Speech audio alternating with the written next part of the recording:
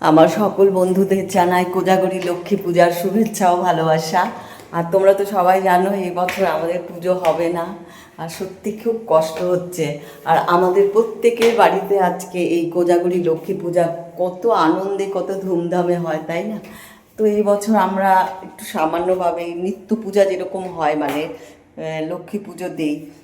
লক্ষ্মী পুজো তো বৃহস্পতিবারে হয়, আর যেহেতু এটা বৃহস্পতিবার পড়েনি, কিন্তু লক্ষ্মী পুজো তবুও ঘরের লক্ষ্মীকে তো দিতেই হবে। তাই একটু সামান্য মানে কিনে টিনে এনেছি, নাড়ু ফাড়ু মোয়া কিছুই করা হয়নি। এই দেখো আমি চলে এসেছি, এই দেখো আমি চলে এসেছি ঠাকুর ঘরে। দিদি তার আগে চলে এসেছে। সব আয়োজন হয়ে গেছে। আমার ঘরে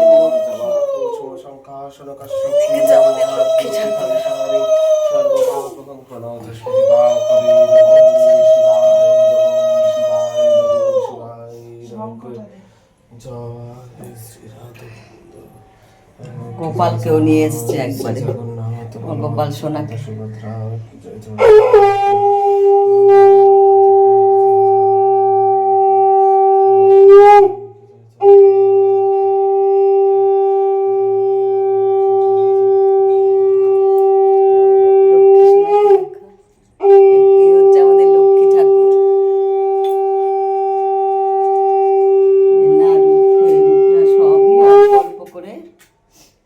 সব অল্প অল্প করে মিষ্টি, একটু ফল।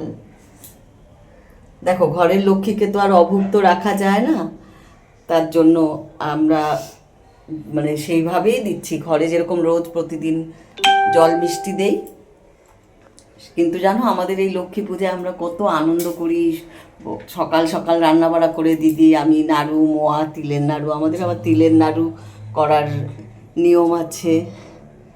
এবছর সব কিছুই বন্ধ।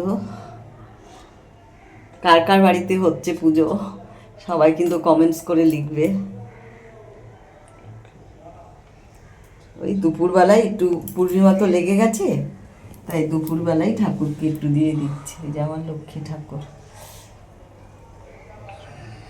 আর এই দেখো আমাদের জগন্নাথ, বলরাম, সুভদ্রা কি সুন্দর পাগড়ি পরে রয়েছে, দেখেছো? এই পাগড়ি হচ্ছে বলরাম সুভদ্রাকে এক দাদা গিফট করেছে, বলরামের দাদা।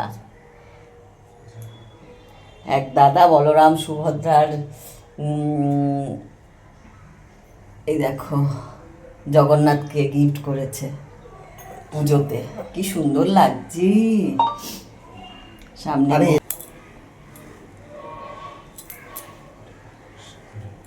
এখানে বাবাই আরতি করছে।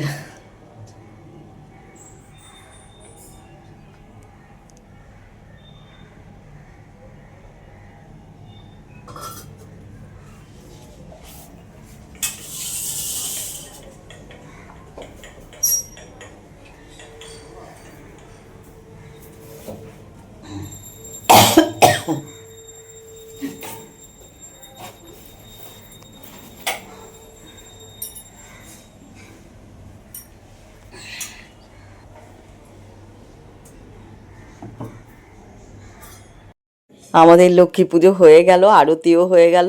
ঠাকুরের কাছে মানে লক্ষ্মী ঠাকুরের কাছে একটাই প্রার্থনা, যেন সবার এই লক্ষ্মী পুজো পরিপূর্ণভাবে হয়, সুন্দরভাবে হয়।